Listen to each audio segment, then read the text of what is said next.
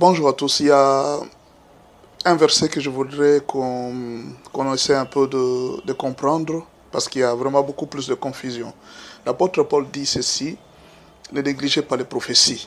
Vous ne pouvez pas négliger les prophéties, mais retenez ce qui est bon et rejetez ce qui est mauvais. Donc, analysez toute prophétie. Vous retenez ce qui est bon et prenez ce qui est, rejetez ce qui est mauvais. Donc, l'apôtre Paul n'a pas dit rejetez ce qui est faux et retenez ce qui est vrai. Il a dit prenez ce qui est bon et rejetez ce qui est mauvais. C'est-à-dire quoi? Il y a certaines bonnes prophéties, il y a certaines prophéties vraies, mais qui ne sont pas bonnes. Il y a aussi d'autres fausses prophéties, mais qui sont bonnes. Une fausse prophétie, mais elle est bonne. Bonne pourquoi? Parce que c'est vous qui la trouvez bonne. Alors, nous devons faire très attention. Je vais m'adresser particulièrement aux prophètes. Quand vous avez reçu un message de la part de Dieu, ne soyez pas pressés à le livrer. Pourquoi? Parce que le prophète de l'Ancien Testament n'est pas le même que le prophète du Nouveau Testament. Le prophète de l'Ancien Testament, il était en train de prophétiser.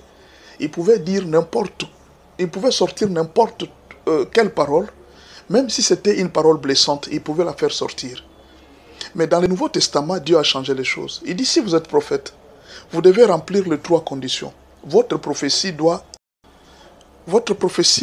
exhorter, votre prophétie doit édifier et votre prophétie doit consoler. Maintenant, imaginez que quelqu'un vous donne une prophétie qui ne console pas, une prophétie qui n'édifie pas et une prophétie qui ne vous exhorte pas. Donc, quelque part, l'apôtre Paul a dit rejetez ce qui est mauvais. Donc, quand vous recevez une prophétie, même si elle est vraie, mais elle ne vous console pas, elle ne vous exhorte pas, elle ne vous édifie pas, pourquoi la retenir? Donc, quelque part, ce n'est pas une bonne prophétie, même si elle est vraie.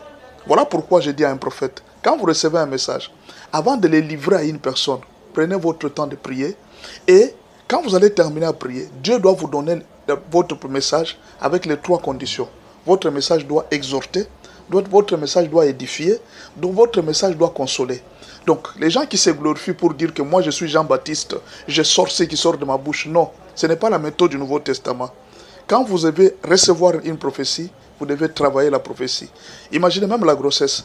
Dieu ne nous donne pas l'enfant à 3 mois. Il ne nous donne pas l'enfant à 7 mois. Il attend que l'enfant ait 9 mois. Toi aussi, avant de livrer ta prophétie, attends qu'elle atteigne 9 mois. C'est alors que quelqu'un prendra le bébé avec un enfant très beau, plutôt qu'un enfant qui n'a pas de beauté. Étudie ta prophétie, travaille ta prophétie avant de la livrer à une personne. Que Dieu te bénisse. Merci beaucoup.